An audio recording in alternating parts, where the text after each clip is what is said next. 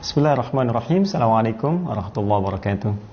Alhamdulillah, wassalatu wassalamu ala rasulillah wa ala alihi wa sahbihi wa man wala wa ba'd. Saudara-saudariku, semoga selalu sehat, imannya semakin menguat, dan semangat menunaikan amal saleh mengisi khususnya waktu-waktu Ramadan kita. Berusaha selalu mendekat pada Allah Subhanahu wa taala dan memperbanyak doa untuk kita semua. Semoga Allah berkenan memberikan kesempatan bagi kita untuk menyempurnakan Ramadan kita di tahun ini, insyaallah. Baik, hari ini kita coba lanjutkan kembali untuk melihat beberapa pertanyaan kawan-kawan yang disampaikan yang kiranya bisa kita diskusikan dengan izin Allah Subhanahu wa taala. Ada dari sekian pertanyaan, Ustaz, bacaan doa buka puasa itu dibacakan sebelum berbuka atau setelah berbuka? Baik, bacaan doa berbuka puasa dibacakan sebelum berbuka atau setelah berbuka. Barangkali lebih tepatnya saat berbuka mungkin ya. Nah, kalau sebelum berbuka ya waktunya belum tiba. Pada asar itu sebelum berbuka. Pada zuhur sebelum berbuka ya. Mustahil kita baca doa buka puasa sebelum buka puasa. Ya, kalau setelah berbuka mungkin agak mendekati ya. Ya, kita lihat dulu misalnya kita ambil salah satu doa yang jarang diperdebatkan ya. Ada di hadis riwayat At-Tirmidzi, ya, nomor hadis 2357, riwayat sahabat Ibnu Umar radhiyallahu taala anhuma atau Abdullah bin Umar radhiyallahu taala anhuma. Adalah Nabi sallallahu alaihi wasallam ketika beliau kemudian berbuka membaca doa, "Dhahaba dhama'u wabtallatil 'uruqu wa thabatal ajru insyaallah." Ya, dhahaba dhama, telah hilang rasa haus itu, kemudian basah tenggorokan, wabtalatil uruq wa thabatal ajru insyaallah, dan pahala-pahala itu ditetapkan oleh Allah Subhanahu wa taala dengan izin Allah Subhanahu wa taala. Dalam mengamalkan doa ini terdapat dua pendapat di antara ulama, setidaknya terbagi pada dua bagian. Pertama yang melihat kepada zahir teks hadisnya. Ya, teks hadis mengatakan dipahami dhahaba dhama, bentuknya fi'il madhi, telah hilang ya rasa haus. Kalau telah hilang rasa haus itu kan artinya ada yang mengartikan minum dulu. Ya, karena sebelum minum hausnya masih ada. Kemudian ketika kemudian minum, maka hilanglah kemudian dahaga itu. Telah hilang dahaga artinya minum dulu, baru kemudian dahaga itu hilang.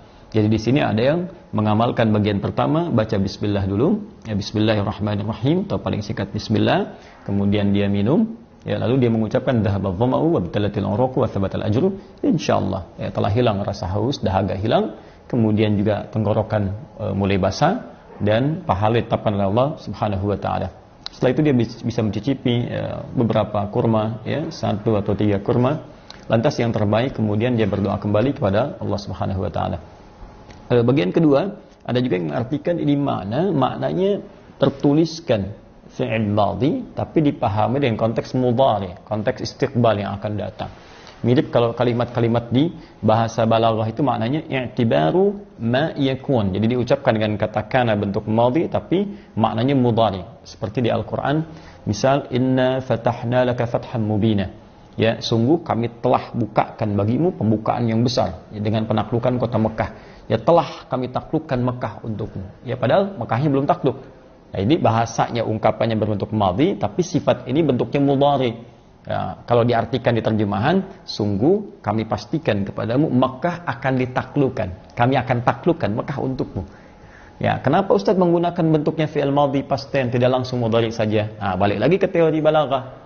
Bahwa kalau ada sesuatu yang sifatnya ingin dipastikan untuk memberikan ketenangan pada jiwa, kenyamanan dan keyakinan sehingga dengan itu muncul semangat yang luar biasa, maka hadirkan seakan-akan peristiwa itu telah terjadi dalam bentuknya past tense, bentuk telah. Jadi seakan-akan Allah yang katakan, hei, penaklukan Mekah itu pasti saya berikan kepadamu. Saya akan buka Mekah untukmu. Nah, ketika merasakan ada jaminan dari Allah Subhanahu wa taala, seakan-akan Mekah itu sudah terbuka. Kita tinggal datang, bergerak, dan Allah sudah jamin itu sudah dibuka. Nah, sama dengan puasa. Ketika kita katakan dhahaba dhama'u wabtalatil uruqu, orang puasa itu belum minum aja, baru dengar suara adzan, Allahu akbar, bukankah saking gembiranya hausnya hilang? Kan? Jadi seakan-akan wah, udah nikmat nih. Buka udah datang. Seakan-akan tenggorokan tuh udah merasa mau basah aja. Sudah hilang rasa haus itu. Sehingga ada yang mengartikan doa itu dibaca sebelum berbuka. Dhahaba dhama'u wabtalatil uruqu wa thabatal ajru insyaallah. Ya Allah, hilang nih dahaga. Alhamdulillah. Artinya akan hilang dahaga dengan saya buka sekarang.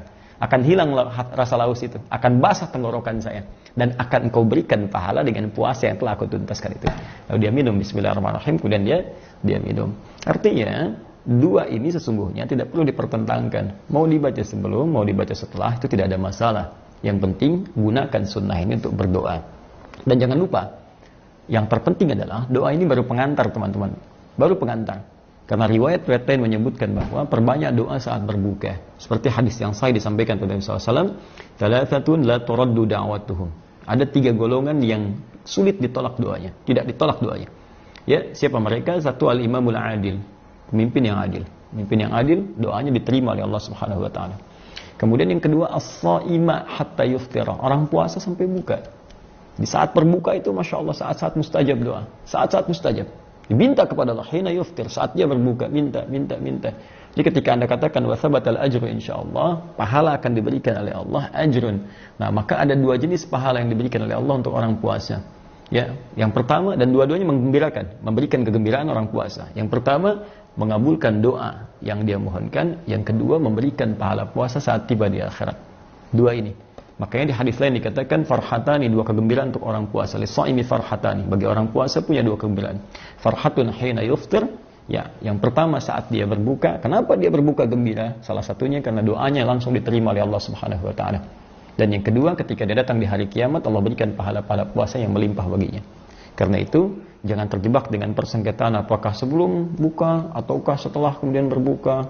Ya, yang penting adalah bacakan doa itu, lalu perbanyak doa minta kepada Allah. Ya Allah, berkahi puasa saya, terima puasa saya. Karena kita tidak tahu apa yang kita lakukan apakah diterima atau tidak oleh Allah. Ya Allah, berkahi keluarga saya, berkahi rizki saya. Ya Allah, mohon berikan kemuliaan kepada saya. Ya Allah, berikan kemuliaan kepada keluarga-keluarga saya. Nah, ini yang kemudian kita perbanyak untuk memohon kepada Allah Subhanahu wa taala. Ya Allah, untukmu aku berpuasa, mohon terima puasaku. Dan ini rizki ya Allah, Engkau telah berikan padaku, berkahi pada rizki itu. Ya Allah, mohon ampuni dosa-dosaku. Ya Allah, berikan rahmat kepadaku. Minta dan mohonkan kepada Allah Subhanahu wa taala. Ketika Anda bacakan ini dengan niat ikhlas, semoga itu bagian yang diijabah oleh Allah Subhanahu wa taala. Kalau yang tadi di bahasa Arab kan, bahasa Arabnya Allahumma laka sumtu wa bika amantu wa ala rizkika aftartu. Ya, kurang lebih demikian bahasa Arabnya. Allahu taala a'lam bis-shawab. Assalamualaikum warahmatullahi wabarakatuh.